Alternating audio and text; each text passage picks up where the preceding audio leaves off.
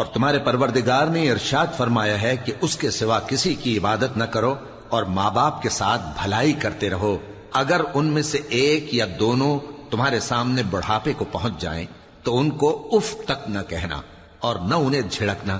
اور ان سے بات ادب کے ساتھ کرنا، اور عجز و نیاز سے ان کے آگے جھکے رہو اور ان کے حق میں دعا کرو کہ اے پروردگار، جیسا انہوں نے مجھے بچپن میں شفقت سے پرورش کیا ہے تو بھی ان کے حال پر رحمت فرما، جو کچھ تمہارے دلوں میں ہے تمہارا پروردگار اس سے بخوبی واقف ہے،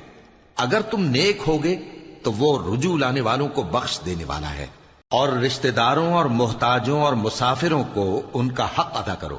اور فضول خرچی سے مال نہ اڑاؤ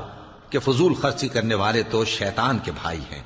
اور شیطان اپنے پروردگار کی نعمتوں کا کفران کرنے والا یعنی ناشکرا ہے۔ اور اگر تم اپنے پروردگار کی رحمت یعنی فراخ دستی کے انتظار میں جس کی تمہیں امید ہو ان مستحقین کی طرف توجہ نہ کر سکو تو ان سے نرمی سے بات کہہ دیا کرو،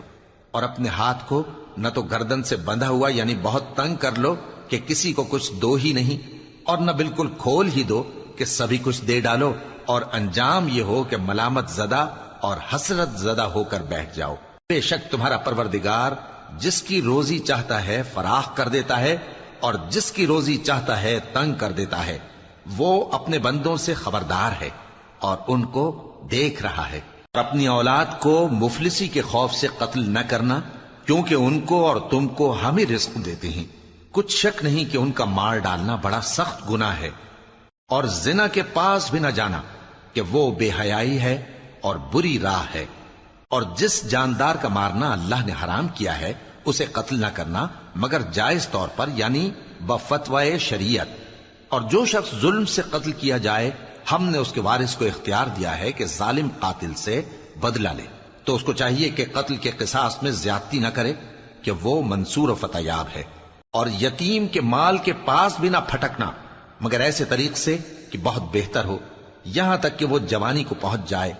اور عہد کو پورا کرو کہ عہد کے بارے میں ضرور پرسش ہوگی، اور جب کوئی چیز ناپ کر دینے لگو تو پیمانہ پورا بھرا کرو، اور جب تول کر دو تو ترازو سیدھی رکھ کر تولا کرو، یہ بہت اچھی بات اور انجام کے لحاظ سے بھی بہت بہتر ہے۔ اور اے بندے،